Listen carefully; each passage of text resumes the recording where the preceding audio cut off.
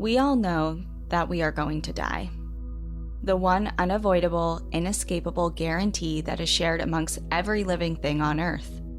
Death has paralleled life, acting as its equal and exact counterbalance from the beginning of time itself. And as far as we know, humans are the only species on the planet that live with the knowledge that our time here is limited. Evidence of this awareness can be found throughout the human record in oral histories, concepts, art, various writings, and more. Memento mori is a perfect example of this. Translating to remember you must die, memento mori popped up in artistic and symbolic ways in funerary art, architecture, and even jewelry for centuries, and its roots can be traced all the way back to ancient Rome. The figurative hourglass we all carry can be a blessing or a curse, depending on who you ask. Some of us can't stand to think about the passing of time and avert our eyes to the trickling grains of sand, as an hourglass devoid of it can only mean one thing: time is up. Some do everything in their power to delay the inescapable, while others use the thought of impending doom as fuel. Limited time means limited opportunities. Living life as if it's about to end may seem extreme to some, but to others, there is no other way to look at it. Because to some, remember you must die is a huge incentive to know you must live. Welcome to National Park After Dark.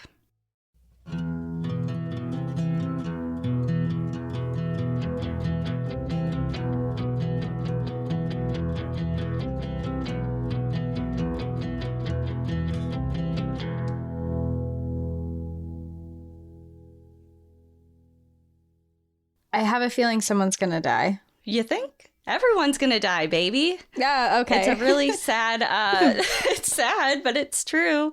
I thought you were gonna say something completely different. I thought you were gonna say this sounds familiar because it sounds like the episode you just did in Murchison Falls National Park. Yeah. Yeah, it does. Your intro does have a similar feeling to it for sure. Mm-hmm. Yep. And I think maybe I found a little bit of inspiration from that story and I wanted to find something a little similar, and I did. And I am so excited to share it with you. Thank you, everybody, for joining us. And we are headed to a park that we have already been to.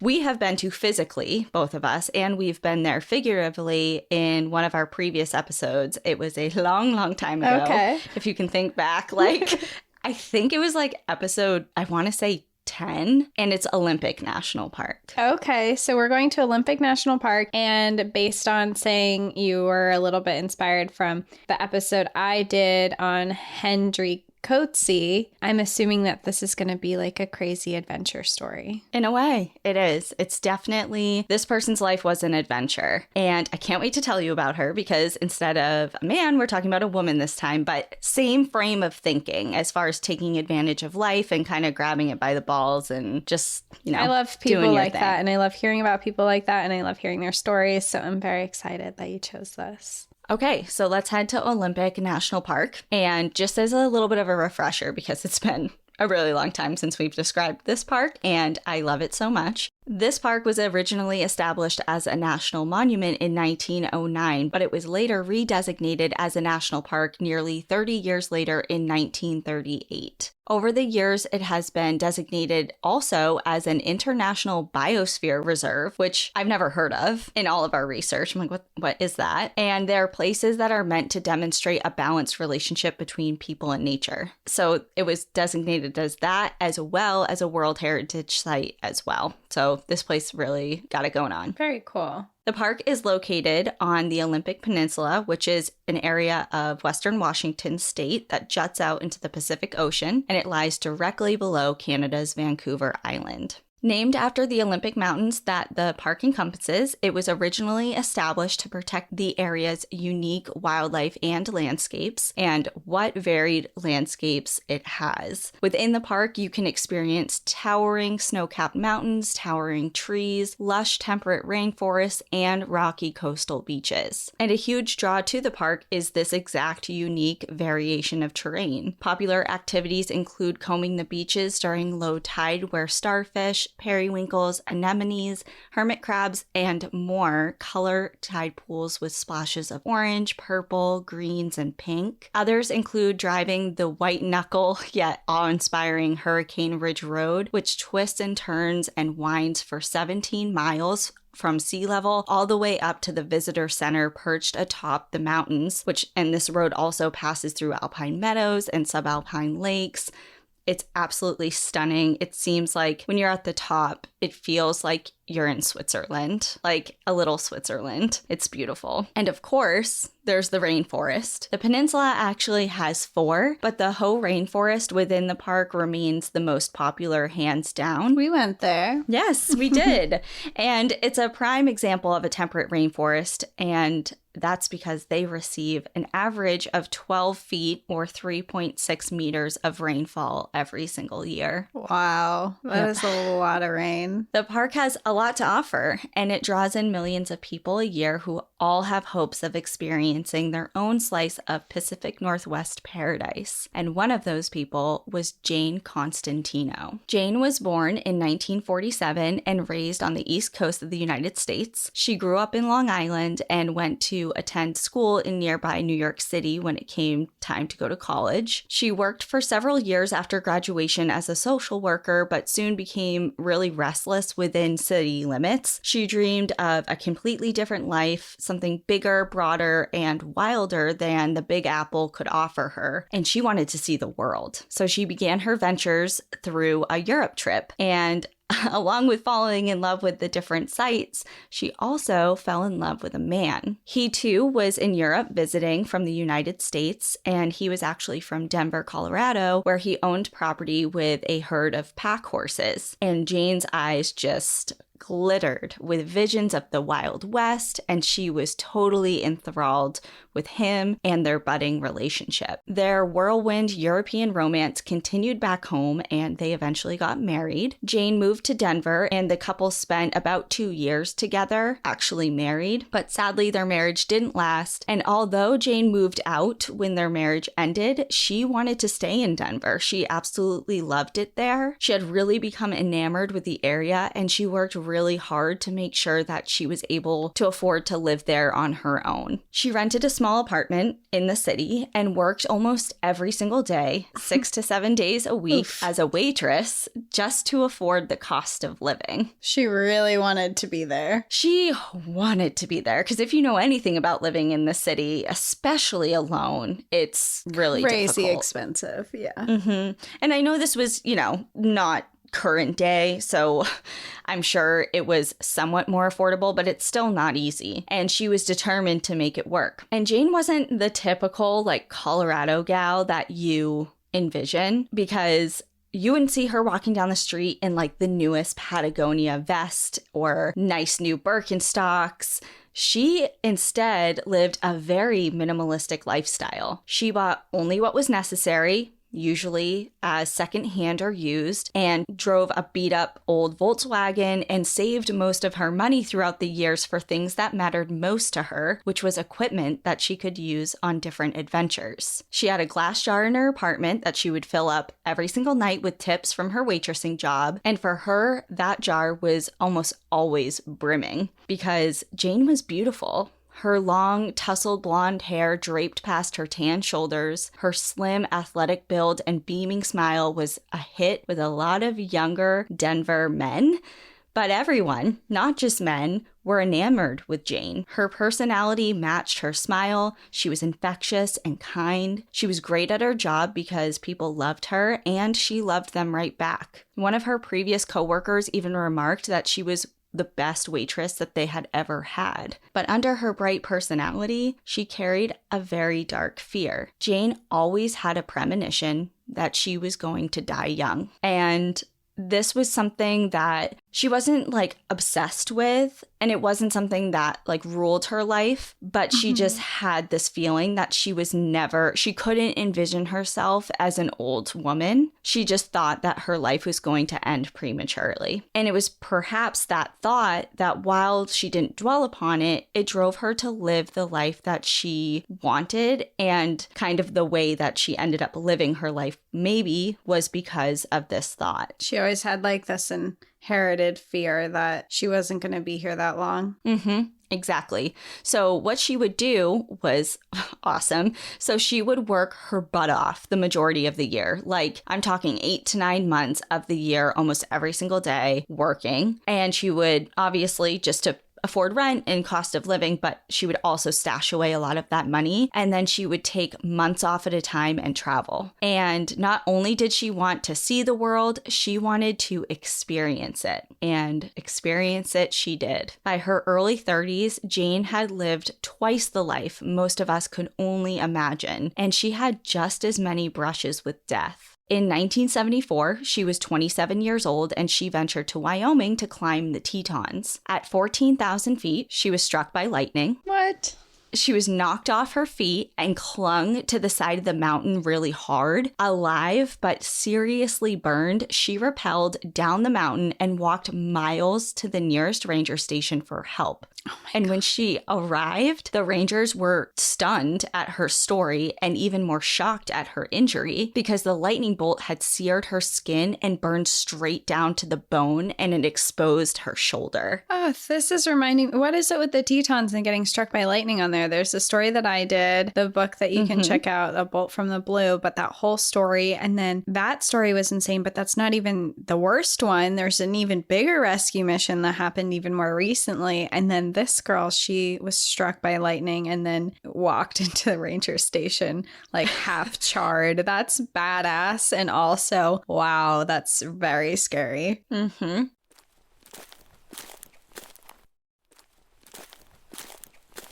So she was admitted to the hospital and she had to stay there almost an entire month recovering. That's how serious this injury was. And she left the hospital with a huge scar, and she nicknamed that scar her badge of life. And she had kind of this renewed sense of vigor for living life after that. Just as any near-death experience is sure to leave an imprint on anyone's mind, Jane's situation was no different. Living each day like it was her last kind of became her newest outlook. Traveling abroad alone, scaling the Tetons solo, and surviving such a dangerous incident combined with her brazen personality may give the impression that Jane was fearless. But she was human, and everyone fears something. For her, it was water and a fear of drowning. I feel that. Yeah. Yeah. I think most of us can kind of sympathize with that fear and relate. But most of us kind of like avoid things that we are afraid of and give like a wide breadth to potentially scary things. You know, like if you're afraid of spiders, you're not going to go tromping around like in wood piles, or you're not going to get a bunch of pet spiders and throw them all over your body. If you're afraid of heights, you're not going to go skydiving, like things like that. But not Jane. Jane, instead of avoiding the fear of water and drowning, she faced that and set out to conquer it. So she committed time to mastering different water-related activities, such as scuba diving. She got certified in scuba diving and kayaking whitewater rivers, despite almost drowning while she was crossing a river in Katmai in Alaska. So that's her second thing. She almost died then. So being struck by lightning in the Tetons and almost drowning in Katmai wasn't the last time that Jane would come close to death. While climbing in Yosemite, she fell. Straight down, she went in plain view of groups of hundreds of onlookers. She was nearly completely covered with rubble and rock when she landed, and she survived, and miraculously, she walked away with one broken ankle and a concussion. This girl is just like really playing with death right now. Oh, she keeps going. Good for her. She took a break from climbing, which is probably a good idea. She's like, maybe I should try something else right now. Yeah, so you know what she tried? She's like, all right, I'm going to press pause on climbing. I am going to bicycle instead, and I'm going to do it by myself from Nova Scotia to New York. Right. because that's right. Just like a casual. I started bicycling and I go about a mile away from my house and then I come back. Yeah, well, she just kept going. She just kept going. And, oh, yeah, she almost died on that trip, too, because when she was riding on her bike, she got hit by a truck and had to go to the hospital. Oh, yeah. One more thing. She got hit by a truck.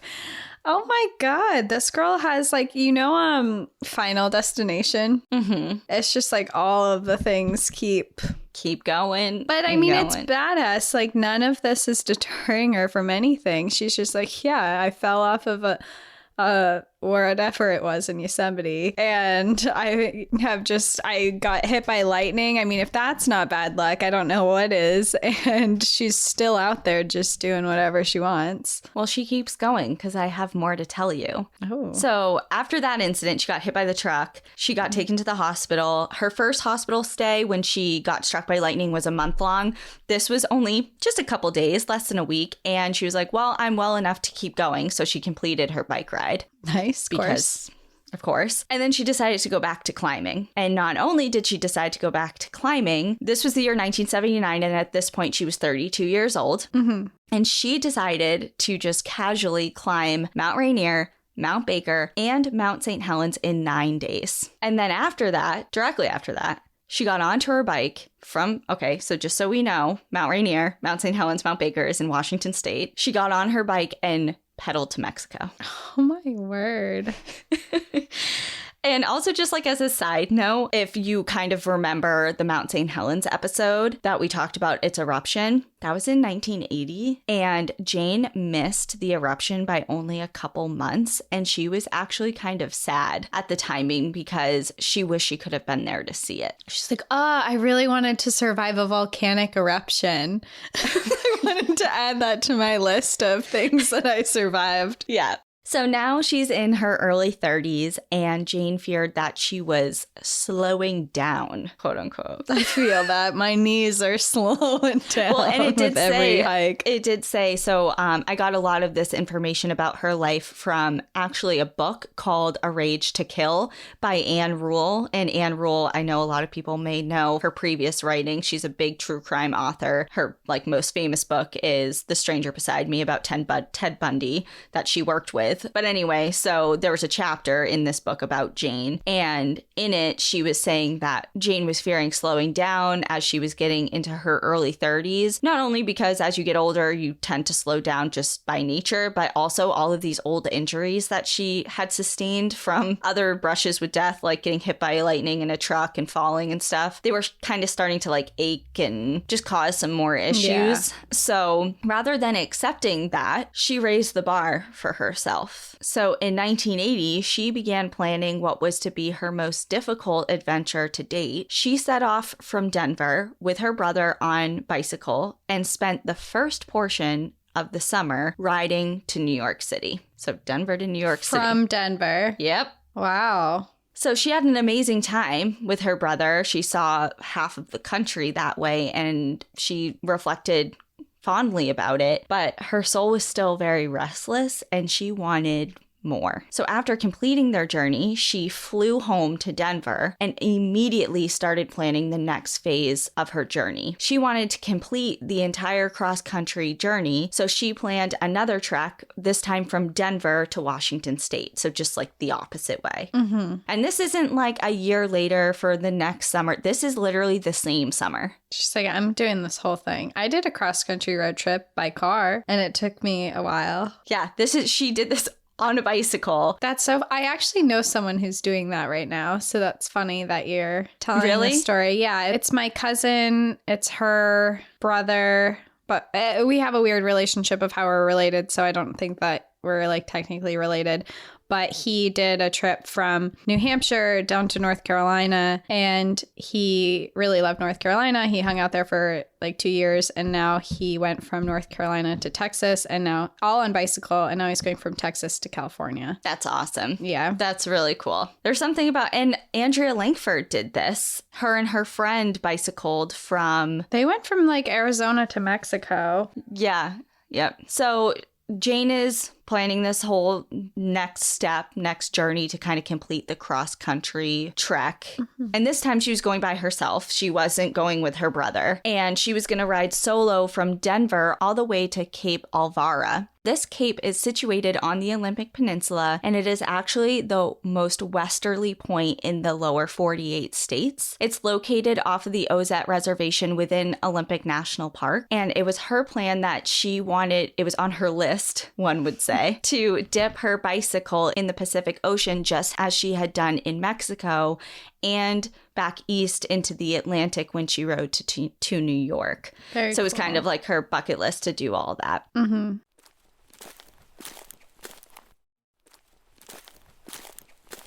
She had her route mapped, and she made plans with friends because she had friends located in Seattle. Okay. So she was going to complete this thing, and then she had a date of July 24th to meet up with them in Seattle once she did her thing on the peninsula. So Jane made the journey from Denver to Olympic National Park, and although I'm not sure what exact route she chose, I'm sure it was the trip of a lifetime. Pedaling through the West and all it has to offer, the red rock-lined canyons giving way to wide open spaces until eventually tall grasses and shrubbery would give way to large stands of trees, mountains rising and rolling in the distance until her pedal strokes closed the gap and she was within them. I can imagine her now riding through the gates of Olympic National Park, a smile spread across her face as she rode straight into the ferns and hemlocks as the great temperate rainforest of the Olympic Peninsula, moss dripping from the trees and sunlight peeking through the thick canopy, all in an attempt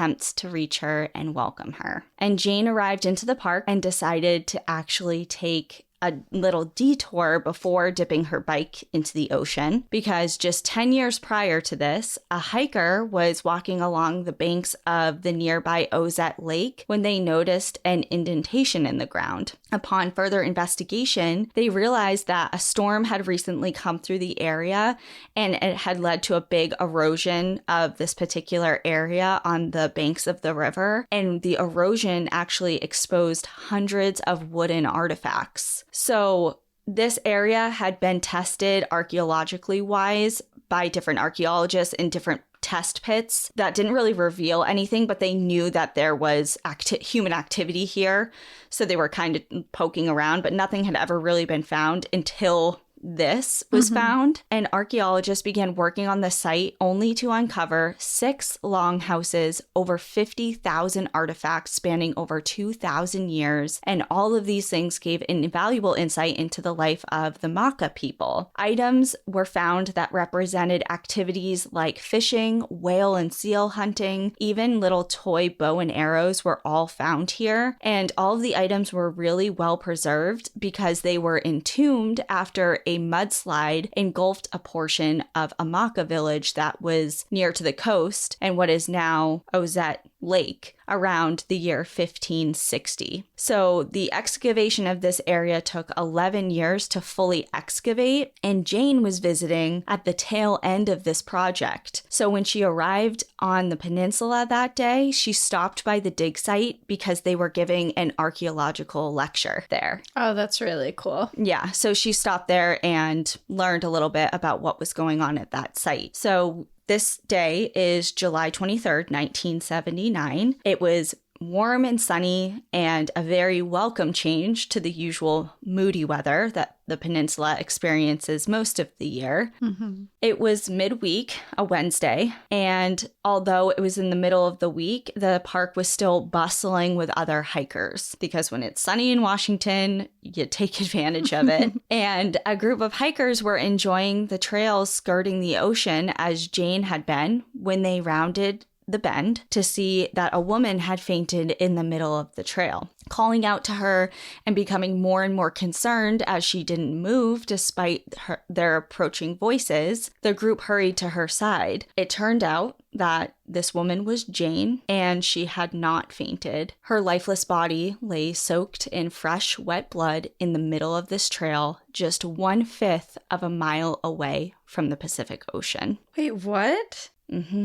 How? So the hikers were frantic. Yeah. And they were searching for a pulse, trying to see what was what happened, and they didn't have any success. They notified law enforcement immediately, to park rangers, as soon as they could. Clallam County Sheriff's deputies, National Park Service rangers, and tribal police from the Ozette Indian Reservation were all on the scene pretty swiftly and immediately took notice of the violence involved in Jane's death. She had been stabbed brutally 6 times in the chest. Holy shit. She was still clothed and showed no signs of any sort of sexual assault. Initial thoughts immediately were she must have been stalked, or this was a crime of passion. It was so brutal. She must have known her killer. You know, this is crazy. So law enforcement fanned out and organized a grid search of the entire park. They assumed that right away that the killer was male, and not just based on statistics, not statistically speaking, because they started putting these pieces together. And Jane was still young. She was only 32, but she was also in impeccable physical shape. And they had a really difficult time believing that she could have been easily overtaken in this way by another woman. So they believed that this was a man, it just happened, and he was still in the area. The scene along the trail and out onto the beach was searched. Roads to the park were completely closed down, and every car leaving was thoroughly searched. Hikers and campers were questioned as word spread like wildfire throughout the park. People started congregating in groups, especially people who were there solo, and especially female solo hikers. Everyone was really scared. One solo hiker in particular, who was questioned, realized immediately that she herself had just escaped death. Breaking down in tears, she told law enforcement a chilling story. Shortly before Jane's body was discovered, she had been hiking the same area on the same trail to the beach when a man approached from behind her. She tried to avoid him, but he quickly caught back up to her. She said he was quote unquote weird and described him as being in his late 30s to early 40s. He was wearing a purple t-shirt that did not match his dark and creepy demeanor. He had curly hair that poked out from underneath a cowboy hat, and he was large. He was well over 6 feet tall and not slim. He had told her that he was a photographer from Playboy and offered her $50 to pose nude for him right there in the middle of the trail. $50? Yeah, as you're hiking in the national park. Yeah. Like what? Yeah. So freaked out, she told him to go away. And as she was telling him to essentially fuck off, another woman, a young tanned woman with blonde hair and a bicycle, came along the trail and passed them. The man abruptly dropped the conversation with this other woman. His eyes darted to the new woman, and he began to follow her. So in that moment, the hiker told law enforcement that she was relieved that the man had lost interest in her, and she was happy to get away from the situation and hurry off. But now in hindsight, she was almost certain that she witnessed a murderer and his victim just moments before the crime occurred. Oh my God. She questioned her decision to leave. She was beating herself up, and she was just so distraught of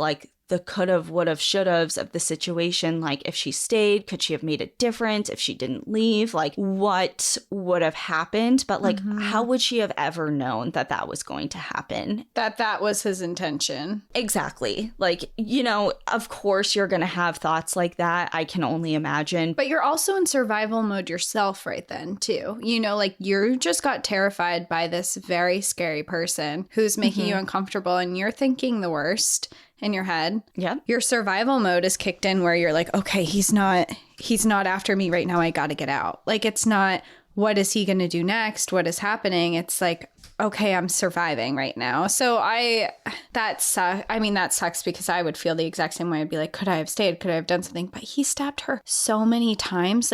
I can't imagine that if she stayed, that she would have had a different fate, especially with a man who's that large. Mm-hmm. Yep. Ugh. And I do want to say that the exact trail that they were on was not specified in the sources that I was researching, but just based on Jane's visit to Lake Ozette and her destination of the beach, if you look at maps and trail maps of the park, there is one trail that I'm assuming that they were on, and that's called the Cape Alvara Trail. The trail begins at the lake, which she was at during that archaeological lecture that the park rangers were putting on, and she had a destination of the beach. Yeah. And this trail begins at the lake and ends at the beach. And if you were to hike this trail from the lake to the beach and back, it comes in at around 6.2 miles. The trail itself is beautiful. It crosses the Ozette River on a big arched bridge, and it goes onto a cedar boardwalk that goes through dense forest and out into this giant meadow. And at this point in the meadow, Jane would have been able to hear the crashing of the ocean, which means she wouldn't have been more than a mile away from the ocean. And of course, when they found her, she was so close to the water. As law enforcement continued their searches along the trail, they came upon a man fitting the exact description given by several different hikers. His purple shirt was not stained, but rather soaking wet. Park rangers Gordon Boyd and Steve Underwood, along with Deputy Michael Lenian, ordered the man to lean against a rock off of the trail while they searched him. Mm-hmm. He refused to answer any of their questions, namely, what are you doing here? What are you doing in the park today? And the only information that he would give them was his name, and that was Dale Harrison. But investigators soon found all that they needed in that moment, because as they searched him, his pockets contained several lengths of rope and a large hunting knife. So between the description matching and the rope and the knife... You don't just carry, rope and knife. I mean, actually, maybe I shouldn't say that, because maybe you do have rope and knives when you're camping and things, but if you're just walking through the park, rope and knives is not... Mm-hmm. Ugh.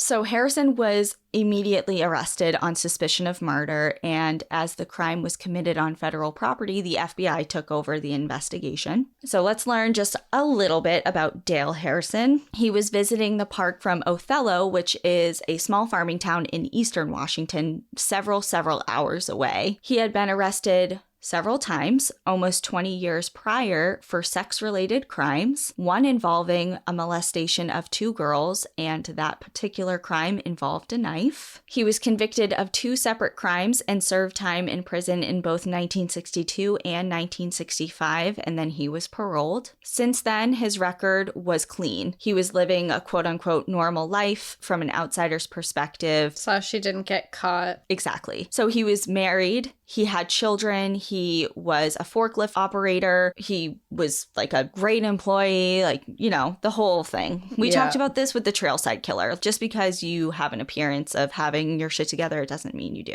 Yeah. So anyway, continued investigations uncovered both circumstantial and physical evidence that tied Harrison to Jane's murder. Testing concluded that although his purple shirt had been recently washed, aka it was dunked in the ocean, it was full of ocean water. Yeah. Some of the fibers within it retained blood, which matched Jane's. Also, his hunting knife that he was carrying with him matched the exact wound measurements that were taken during Jane's autopsy. And other hikers picked him out of both a mugshot laydown, like when you put a bunch of pictures in front of somebody, and in a physical lineup as well. Okay. Without hesitation. He was a very...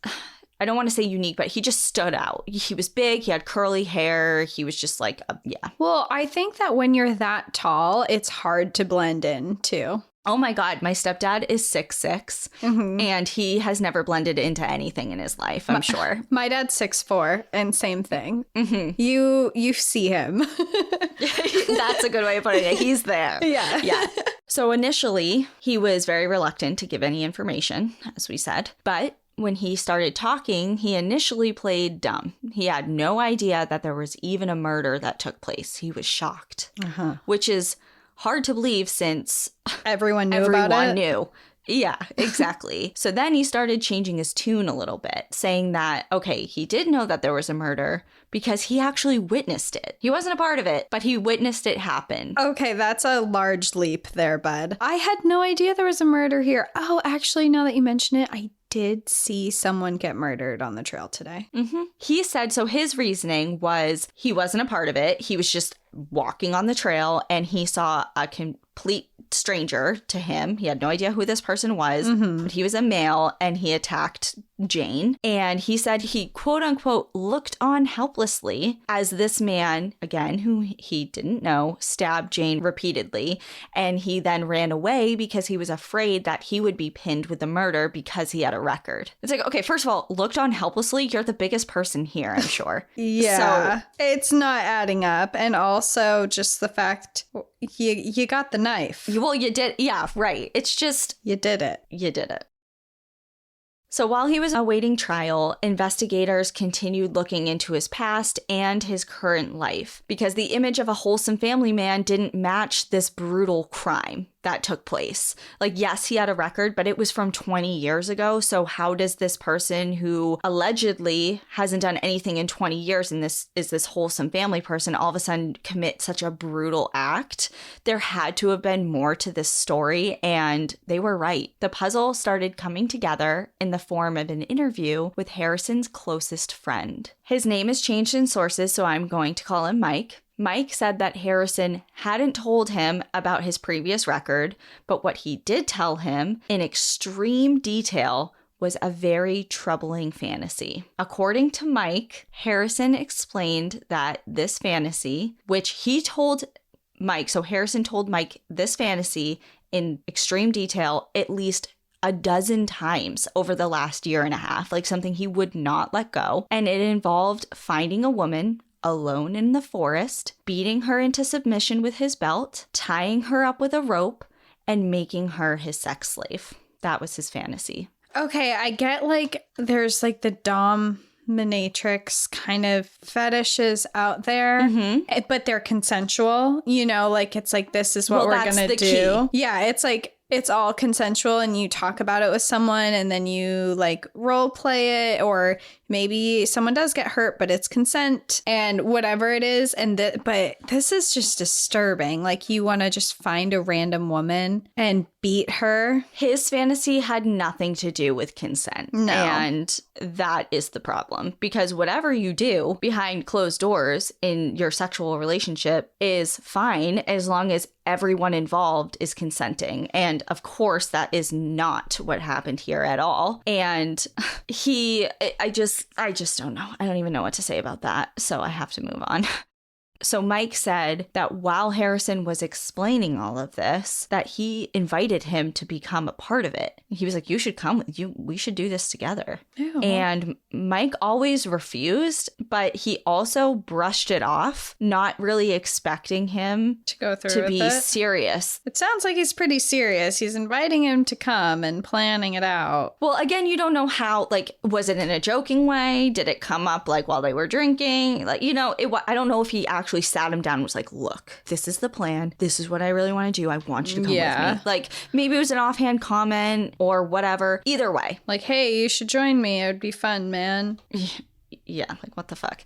As soon as investigators heard this, they're like, oh my God, everything is coming together here. Yeah. So back to Jane. Jane Constantino was the first person to be murdered in the then 42-year history of Olympic National Park. Harrison went to trial for her murder in November of 1980, where his defense team tried the mentally ill, he was mentally ill during the time of the crime angle, while the prosecution was adamant that the judge should not consider his record-free life from roughly 1965 to 1980. They argued that, yeah, on paper, he may not have committed any crimes, but who the hell knows what he was doing under the radar during that time. Yeah, maybe he didn't do anything. Let's just say best case scenario, he didn't do anything. But clearly he was capable of turning violent again after a period of time. So who's to say what he would do if he was ever released from prison after this? Yeah. So it wouldn't be a safe or a sound decision. It would endanger the public. So a month later, Harrison was sentenced to life in prison without the chance of parole. And to quote Anne Rule, who, like I said, wrote a little bit on her in her book, she ended Jane's section with this quote, and I thought it was so beautiful. And she said, quote, speaking about Jane, she took soaring chances and reaped many wonderful rewards before her life ended early just as she had known it would. And that is the story of the wild and wonderful woman, Jane Constantino, and her unfortunate early death in Olympic National Park.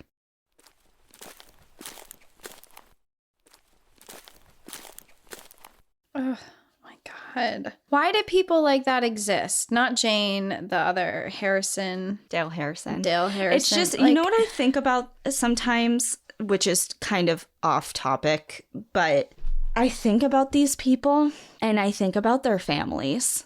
I think about his children or his wife, who clearly had no idea that their father was capable of something like this. Or I saw this thing going around, I'm sure other people have too, like on TikTok and Twitter and stuff, like BTK's daughter has an account and she kind of like roasts her dad a little bit. But you know, it's coming from a place of like a lot of pain. And I think about their families a lot. Not only are they hurting their victims and their victims' families, they're hurting literally everyone who has ever known them. Yeah, it's so true. And it's hard. I do hear what you're saying about the families, because I feel like families are often kind of turned into pariahs after things like that, even if they honestly never had any idea what was going on. It's like, how did you not know? And it's almost like people blame the families and then they have to deal with, one, they just lost their husband, their father, their brother, their son, whoever, to like this horrific crime that they committed because they're going to jail. They lost their life. They lost this person that they thought they knew and they didn't. But now they have to face the consequences for that person's actions. So I do feel bad for their families. But I just feel so avoidable. Like, this man already did time in prison for sexual crimes. I just think sexual crimes are so different than other crimes because it's so intimate and personal and violating that it's like, if an adult, huge man can commit these crimes, why do you think he's rehabilitated? What makes you think that this person can go back out into the public or deserves to go back out into the public? It's just wild to me that the laws have decided that there's people in jail who are serving life in prison for marijuana, but then they get sexual assault and they're in for 3 years and then they come out and they murder a beautiful person like who you're talking about, who had such a lovely life and all these aspirations and goals, and just totally cut short because someone decided that this person who has a history of sexually abusing people deserved a second chance. Yeah, exactly. And I didn't mention it in the episode, but just as a side note, in Anne Rule's book, she kind of talks about maybe what happened, because obviously no one knows other than Harrison, and his word clearly isn't worth much. But she was kind of speculating on, you know, if he had this fantasy that didn't involve It never involved killing someone. And he did have a knife, but I think in conversations he had with Mike about this fantasy that was not going to ever happen, but obviously did, the knife was involved just as a backup for worst case scenario type of thing. He never went out with the intention to kill someone, allegedly. So what Anne Rule was kind of speculating was, you know, Jane probably fought back or attempted to fight back, or wasn't as easily submissive as he originally thought. Like, he thought he was going to stroll up to a woman, beat her down, tie her up, make her a sex slave. And Jane was just not about that. And she stuck up for herself. She was strong. She was obviously very, very independent. She lived and worked by herself and went on all these adventures by herself for so many years. She's in shape. I'm sure she's dealt with situations that probably involved having to stick up for herself in the past. Like, she wasn't what he was expecting, I think. She ruined his fantasy. Exactly. And he probably got mad and decided to lash out, and unfortunately ended her life in such a brutal way. Ugh. Oh my God. Actually, hold on a second. Okay, I missed a little section, but it's okay because I'm going to tell you guys now. Okay. I skipped over this like tiny paragraph in here, but it's just like so fucking creepy. So when investigators were questioning all the hikers and stuff before they found him, before they found him in the park, they were talking to more people that had seen him. And not only did they see him, several hikers described encountering the same man on the trail that original hiker was like, oh my God, I probably just escaped getting killed by him. The same description. They saw him on the trail and he was wearing a purple shirt. It wasn't wet yet, but they described it being like striped, and what they were seeing was actually blood. But one hiker said when they initially saw him, he was like hurrying past everyone, like, so they remembered him because he was just acting so erratically. Yeah. And the hiker said, quote, it looked as if he had been picking berries and wiped his hands on his shirt, at least at first. I realize now that wasn't what it was. So he was going around the park in this, like, this is a very heavily used area. Like, there's people everywhere. And Sounds he like literally he was just trying to get to the ocean. Yeah. Yeah, he had blood all over his shirt and it was all everywhere. And people, just imagine seeing that and being like, and if that's such like it just makes me sad. That comment makes me really sad because you would assume that someone's just picking berries. It's Washington thought. in the summer. You're picking berries. Why would your first thought be like, that's blood? He just murdered someone. Yeah. And then now in hindsight, he's like, oh, shit. That is what happened. Yeah. So anyway. Oh, God.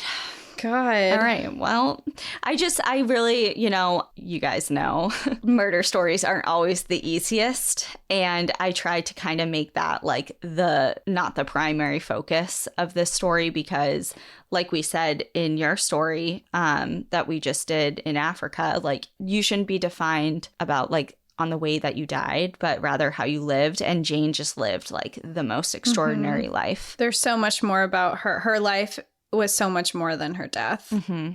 Yeah. So that is the story of Jane Constantino. May she rest in peace. And maybe the next time you're in Olympic National Park, especially out on the coast, you can think of her, dip your toe into the ocean for her. And yeah, look up that trail, look up the Ozette Lake and the Cape. It's so pretty. It's just like, it makes me want to just get in my car and drive over there right now, which I certainly could. But yeah, what a cool park. And what a sad story. So that's all I have for today. Well, thank you for tuning in. As always, we really, really appreciate you all and all your support and your love. We couldn't be here without you. So thank you, everyone. And you should enjoy the view. But watch your back. Goodbye. Bye.